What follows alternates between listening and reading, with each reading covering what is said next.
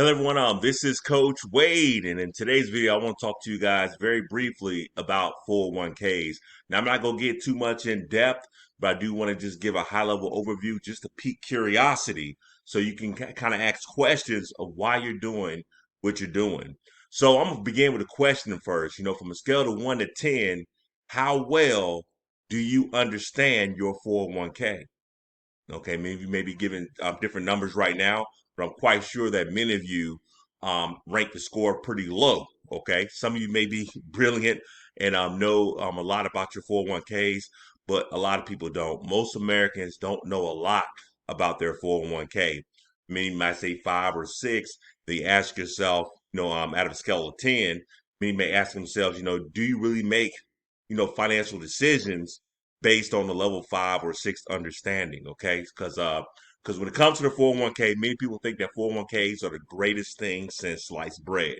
I'm here to tell you that that's not true. Okay, so when it comes to the 401k, one thing you want to keep in mind is that if your company is matching your 401k, it's most definitely a good idea to participate because you never want to give away free money. So if your company's matching you 6%, you give 6%. Okay.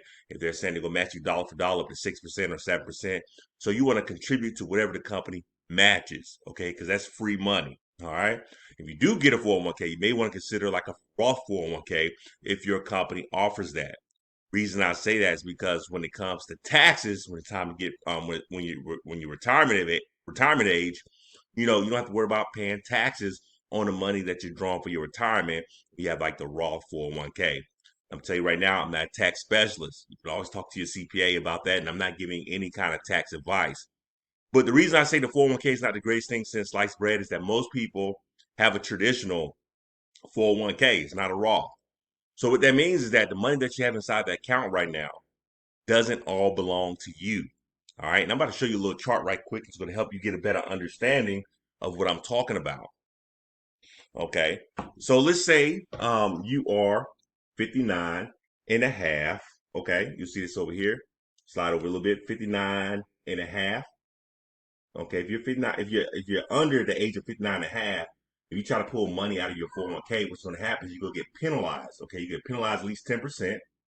You have federal taxes of at least 30%. You have state tax of at least 10%.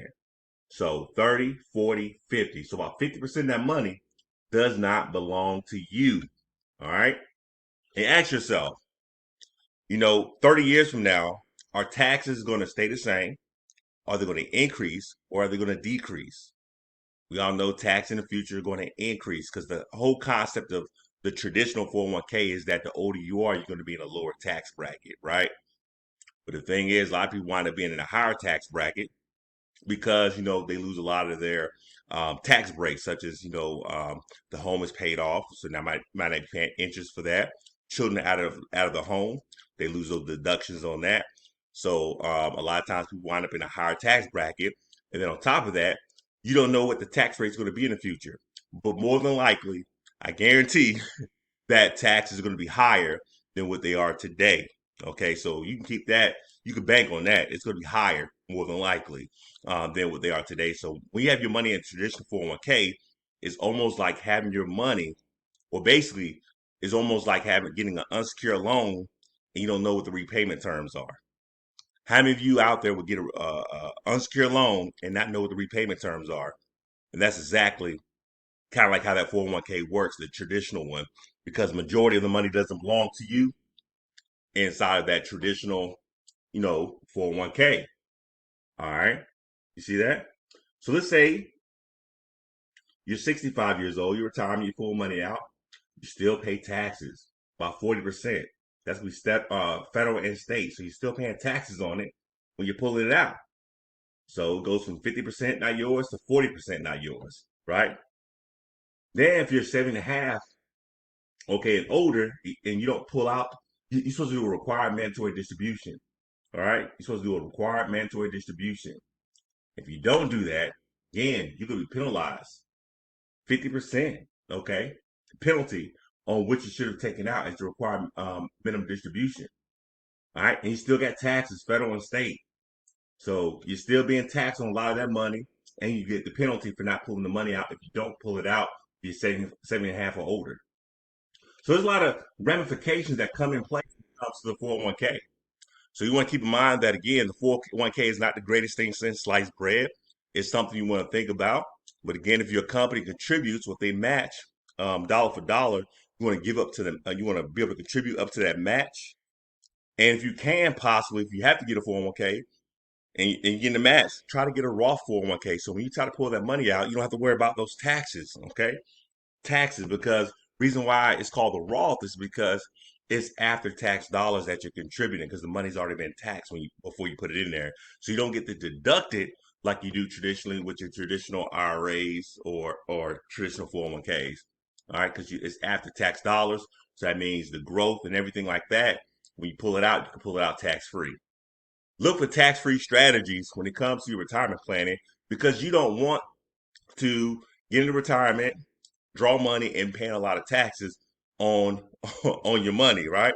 You want to try to keep as much as you can. You don't want to give all that money to Uncle Sam. Uncle Sam doesn't need your money, right? So just thinking outside the box. So if your company matches you and you want to contribute more than what the company matches, open an outside account. Try to get like a Roth 401k, a Roth IRA or something like that, or use a life policy or some of that nature. Look for some tax-free strategies. Get with your financial planner. You know, they can help you out. Pick which one is best for you. If it's the life insurance route, or if it's just your regular, like Roth IRA or something of that nature. But again, all the money does not belong to you in the traditional state and traditional means when it comes to 401ks, which is why you want to contribute outside of the match to a different type of product. Okay, so instead of if the company matches you 6%, you be contributing 10. Take the additional 4% and put it into something else that's going to be a tax-free strategy for you. Okay, so that is my video for today. I just want to give you that brief, introduction. Just want to stimulate some thought for you to look into your 401k and how you are participating. Okay, are you contributing more than a match?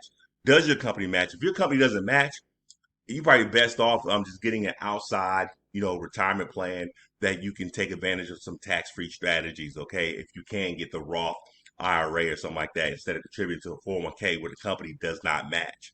All right. Again, if it matches, be sure to take advantage of it. If it don't match, find a different product than a 401k.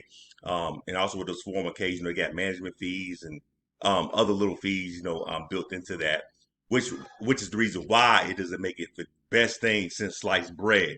All right. So I hope I whet you guys' appetite when it comes to wanting to know more about your 401k. Be sure to check out some books, read some information because reading is fundamental. This is the chart again, right here. All right, when it comes to the traditional 401k, if you're under the age of 59 and a half, you try to pull money out, you be penalized. That P stands for penalty. The P right there stands for penalty. You be penalized 10%. You have federal taxes of 30% and state taxes of 10%. So that's up to 50% of the money does not belong to you if you're under the age of 59 and a half. All right, so when you're 65 and you pull money out, you're above the age of 59 and a half, so you're not going to be penalized, but you're still taxed. And you'll be paying about 40% of that in tax. So about 40% of that money does not belong to you. So if you have $100,000, inside of an account, 40,000 of that belongs to Uncle Sam. All right, 40,000 that belongs to Uncle Sam. Then if you're 70 and a half or older, you got to take out what we call a required mandatory distribution. Okay, you have to pull out at least a 4%. If you don't pull it out, you'll be penalized 50% of that. That P stands for penalty. You'll be penalized 50%. Still got federal and state taxes. Well, 50% of what you should have pulled out. Okay, not the whole balance, but what you should have pulled out. They still got federal and state taxes. Federal tax 30%, state taxes 10%. So that's all that money, again, does not belong to you. So somebody might say, I have $100,000 in my 401k. They have a traditional 401k. We already know right off the rip.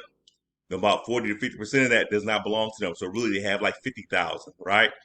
So keep all these things in mind. Hope you guys like this video. Be sure to like, share, and subscribe.